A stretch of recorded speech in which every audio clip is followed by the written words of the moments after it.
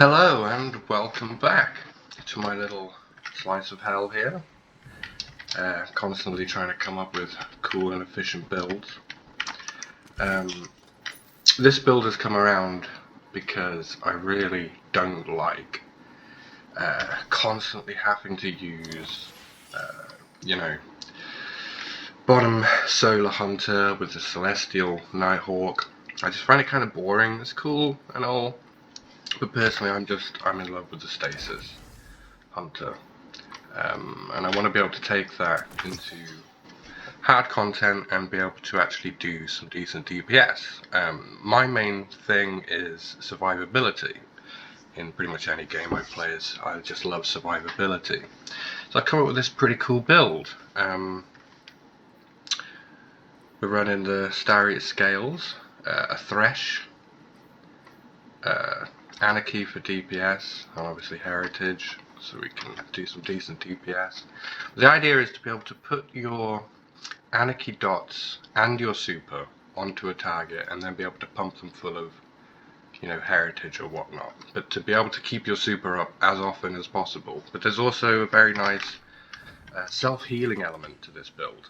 So the idea is if I'm ever in a pinch, I'm ever, down on health, so long as I have a dodge or a melee, I can heal.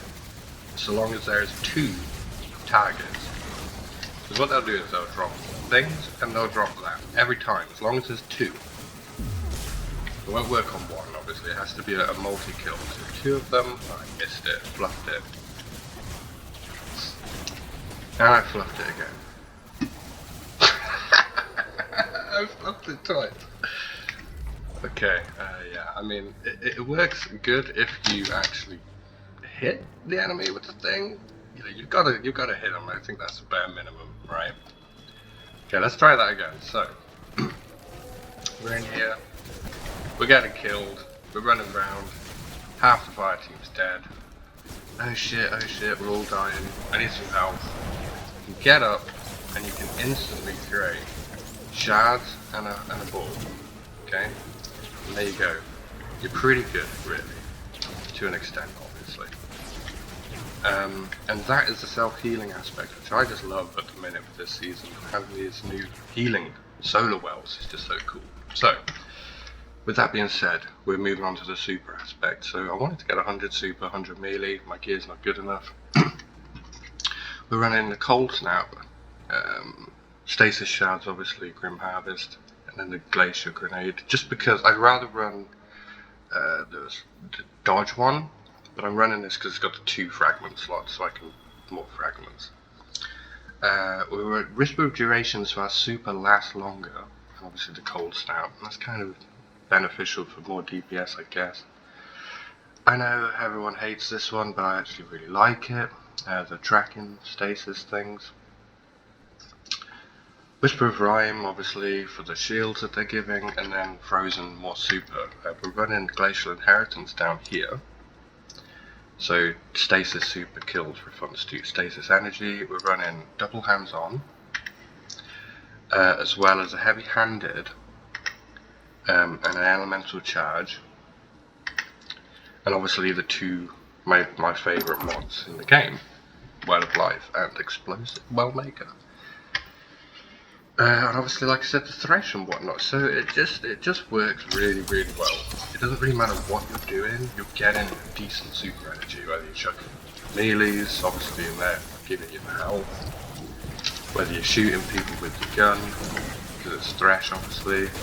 The Starry is giving us the decent orbs.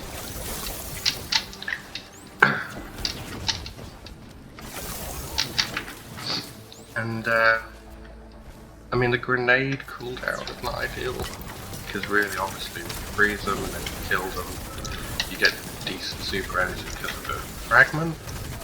But, I don't know, it's not really necessary. I mean, look, it's like a 1 minute super with healing on demand. It really is on demand, no matter what situation you're in. I mean, this situation, yeah, okay. You might have to prime some people down to be able to get that melee kill. pop your ball things, like little ball. But yeah, the idea is, obviously I've done that wrong, but pop them with the anarchies and pop your super and then your heritage. And it just seems to work really well again, you know? I mean, I know obviously it's no super duper melt Atheon in one fusion grenade kind of build, but it's survivable, which is what I enjoy. You also kind of should be pulling your weight when it comes to DPS. And that's it. If you enjoyed, any questions, feel free to ask in the comments. Thank you very much for watching, and see you later.